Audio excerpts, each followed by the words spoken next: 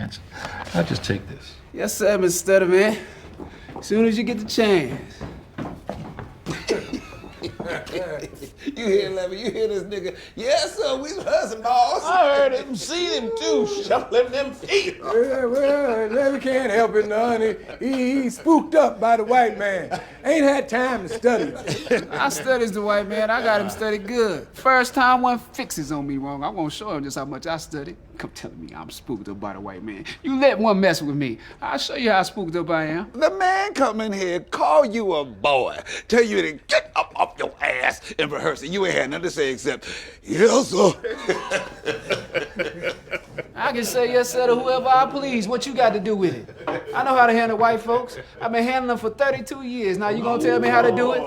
Just because I say yes, sir, don't mean I'm spooked up by him. I know what I'm doing. Let me handle him my way. Well, go on and handle it then. Toledo, you're always messing with somebody. Always agitate somebody with that old philosophy bullshit you be talking. You stay out of my way about what I do and say. I'm my own person. Just let me alone. All right, Levi, you right. I apologize. Ain't none of my business you spooked up by the white man. All right, see, that's the shit I'm talking about. Y'all back up and leave Levi alone. Oh, come on, Levi. We was all just having fun. Toledo ain't said nothing about you. He ain't said about me. You just taking it all wrong. Ain't meant nothing by it, Levi. Levi got to be Levi. And he don't need nobody messing with him about the white.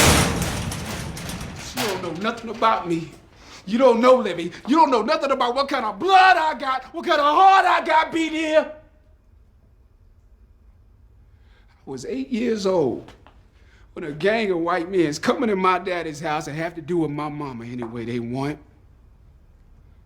Who was living in Jefferson County, about 8 miles outside of Natchez. My daddy's name was Memphis Lee Green. Had him near 50 acres of good farming land. I'm talking good land. Grow anything you want.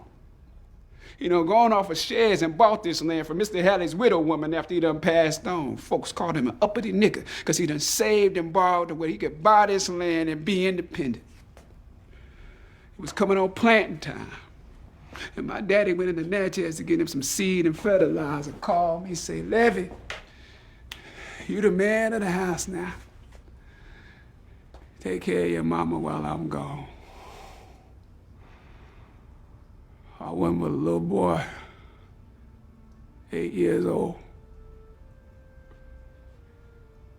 My mama was frying up some chicken when them men's come in their house. Must have been 8 or 9 of them. She's standing there frying that chicken when the men's come and took a hold of her, just like you take hold of a mule and make it do what you want.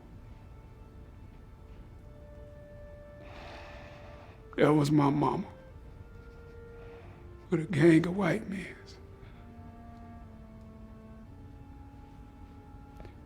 She tried to fight him off, but I could see where it wasn't gonna do her any good.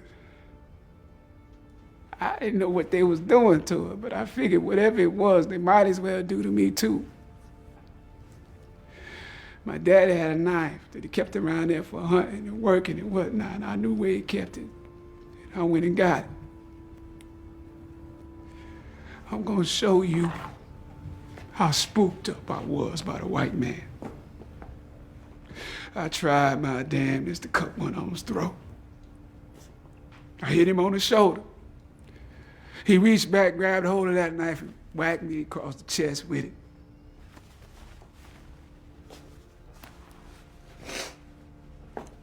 That's what made them stop. They were scared I was gonna bleed to death.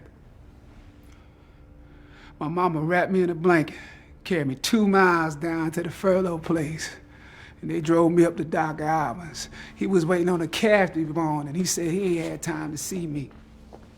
They carried me to Miss Etta, the midwife. She fixed me up. My daddy came back and acted like he done accepted the facts of what happened, but he got the names of them men from Mama. He found out who they was, and then we announced we was moving out that county. He said goodbye to everybody, all the neighbors. My daddy went and smiled in the face of one of them crackers who had been with my mama. Smiled in his face and sold him our land. We moved over with relations in Caldwell.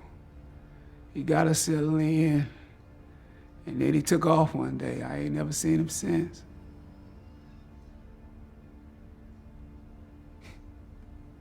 We sneaked back, hiding up in the woods, land to get them 8 or 9 men. He got 4 of them before they got him.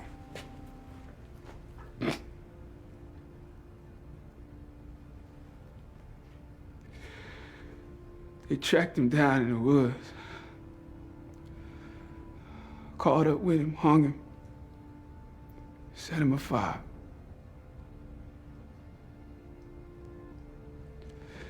My daddy wasn't spooked up by the white man, no sir.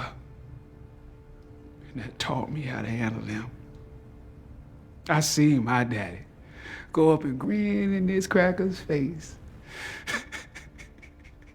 smile in his face, and sell him his land. All the while, he's planning how he's gonna get him, or what he's gonna do to him. That taught me how to handle them. So you all just back up and leave Levi alone about the white man.